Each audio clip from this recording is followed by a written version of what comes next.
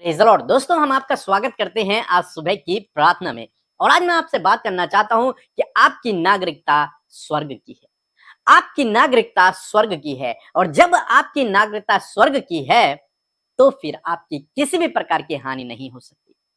क्यों नहीं हो सकती आपकी हानि? एक वचन हम लोग पढ़ेंगे, फिलिपियों की किताब उसका 3 अध्याय और 20 पद, जहां पर कुछ इस प्रकार से लिखा है।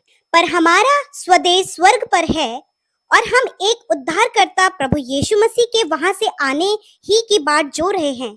आमीन। दोस्तों, यहाँ पर परमेश्वर का वचन कहता है कि हमारी नागरिकता, जितने भी लोग प्रभु यीशु मसीह पर विश्वास करते हैं, उसके पीछे चलते हैं, उन लोगों की नागरिकता स्वर्ग की है।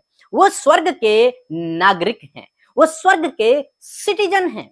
जिस प्रकार से आप और मैं इंडिया के नागरिक हैं, भारत के नागरिक हैं, इसी प्रकार से आत्मिक रूप से आप और मैं स्वर्ग के नागरिक हैं। जो हमारी आत्मा है, उस स्वर्ग की नागरिकता है उसके पास। हमारे शरीर के पास इंडिया की नागरिकता है, भारत की नागरिकता है, लेकिन हमारी आत्मा के पास स्वर्ग की नागरिकता है। तो हम स्वर्ग से बिलोंग करते हैं, हमारी नागरिकता स्वर्ग की है। जिस प्रकार से हमारी नागरिकता भारत की है, इसलिए भारत सरकार की रिस्पॉन्सिबिलिटी बनती है हमें प्रोटेक्ट करना, हमारे लिए प्रबंध करना। यदि हम कहीं फंस जाएं तो हमें वहां से रेस्क्यू करना, ये भारत सरकार की जिम्मेदारी है। हमें अन्य देशों से प्रोटेक्ट करना, ये भारत सरकार की जिम्मेदारी है। इसी प्रकार से हमारी नागरिकता जब स्वर्ग की है तो स्वर्ग के परमेश्वर, स्वर्ग के राजा की जिम्मेदारी है आपको और मुझे प्रोटेक्ट करना, आपके और मेरे लिए प्रबंध करना, आपके और मेरे लिए उपाय करना, आपको और मुझे रेस्क्यू करना, आपको और मुझे बचाना। क्योंकि हम स्वर्ग के नागरिक हैं, हमारी नागरिकता वहां की है, इसलिए वहां की जो सरकार है, यानी कि जो परमेश्वर है, जो वहां का राजा है, उसकी जिम्मेदारी है अपने नागरिकों की सुरक्षा करना, उनके लिए प्रबंध करना, उन्हें गाइड करना, उनके साथ में रहना, सब कुछ। इसलिए बाइबल हमें सिखाती है किसी बात की चिंता मत करो, तुम्हारा स्वर्गीय पिता जानता है तुम्हारी आवश्यकताओं को, वो सब कुछ पता है, वो सब कुछ जानते हैं। हम लोग देखते हैं निर्गमन की किताब में जब परमेश्वर ने मिस्रियों पर विपत्तियां डाली तो वो विपत्तियां केवल मिस्री लोगों पर पड़ी। वहां इजरायली लोग भी थे, लेकिन इजरायली लोगों पर वो विपत्तियां नहीं पड़ी। क्यों नहीं पड़ी? क्योंकि वे लोग स्वर्ग के नागरिक हैं और स्वर्ग के परमेश्वर की जिम्मेदारी है उन्हें प्रोटेक्ट करना। और इसलिए उन पर वो विपत्तियां न पड़ी, बल्कि दूसरे लोगों पर वो विपत्ति पड़ी, मिस्रियों पर वो विपत्ति पड़ी, उनकी हानि हुई। लेकिन जो स्वर्ग के नागरिक हैं उनकी कोई हानि नहीं हुई। इसीलिए भजनकार कहते हैं भजन संहिता 91 और उसके 7 पद में कि तेरे निकट 1000 तेरे दाहिने 10,000 गिरेंगे परंतु वह तेरे पास न आएंगे। क्यों नहीं आएंगे पास? क्योंकि हम स्वर्ग के नागरिक हैं, हमारी नागरिकता स्वर्ग की है और हमारा राजा हमें प्रोटेक्ट करता है। 10 पद कहता है इसलिए कोई भी विपत्ति तुझ पर न पड़ेगी, न कोई दुख तेरे डेरे के निकट आएगा, क्योंकि वह अपने दूतों को तेरे निमित्त आज्ञा देगा कि जहां कहीं तू जाए वो तेरी रक्षा करे। क्यों करेंगे वो हमारी रक्षा? क्यों हमारे डेरे के निकट कोई दुख नहीं आएगी, कोई बीमारी नहीं आएगी, क्यों परेशानी नहीं आएगी? क्यों? आखिर क्या है ऐसा हम में? हम स्वर्ग के नागरिक हैं।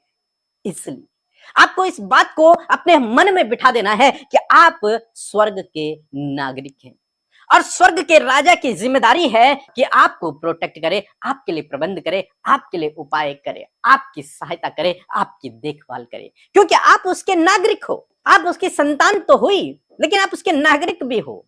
इसलिए परमेश्वर की जिम्मेदारी, स्वर्ग के राजा की जिम्मेदारी, उसके गवर्नमेंट की जिम्मेदारी आपको प्रोटेक्ट करना है। इसीलिए परमेश्वर का वचन कहता है कि मैं अपने दूत को भेजूंगा तुम्हारी रक्षा करने के लिए। यदि कोई इंडिया का व्यक्ति, भारत का व्यक्ति किसी दूसरे देश में फंस जाए तो हमारी गवर्नमेंट पूरी ताकत लगाएगी उस व्यक्ति को वहां से छुड़ाने के लिए। हो सकता है वो अपनी आर्मी को भी भेजे वहां से उस व्यक्ति को रेस्क्यू करने के लिए। यही परमेश्वर कह रहा है कि मैं अपने दूत को भेजूंगा, वो तेरी रक्षा करेगा।